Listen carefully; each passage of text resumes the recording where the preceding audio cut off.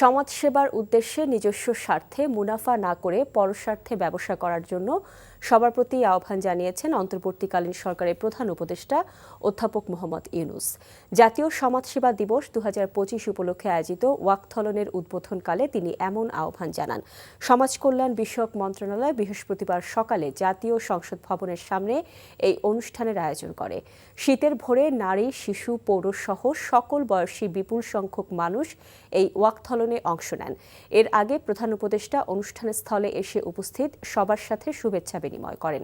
ওয়াকথলনে অংশগ্রহণকারীদের উদ্দেশ্যে প্রধান উপদেষ্টা বলেন, মানুষ একে অপরের পাশে দাঁড়াবে, এটি জীবনের নিয়ম।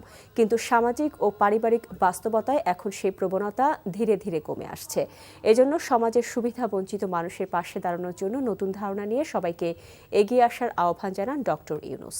মানুষের যে ক্ষমতা সেটা যদি তুলনা করি তাহলে সরকারের ক্ষমতা একেবারে নস্যি। মানুষের ক্ষমতা প্রচণ্ড শক্তি। আমরা সবাই যদি অল্প অল্প করে সে নিঃস্বার্থে সঙ্গে সঙ্গে পরস্বার্থের কাজটাও করতে পারতাম, এটা যদি আমাদের মাথায় ঢুকতো, আমাদের মাথায় আমরা নিয়ে আসতাম, তাহলে আমাদের কোনো সমস্যা আর এদিকে তাকাতে হতো না, কারো মুখাপেক্ষি হতো না। আমাদের সেই শক্তিটাকে যেন আমরা উন্মোচন করতে পারি, আমাদের পারিবারিকভাবে, আমাদের শিক্ষাগতভাবে। আশা করি আমরা আমাদের সকল সমস্যা এভাবে সমাধান করতে পারব।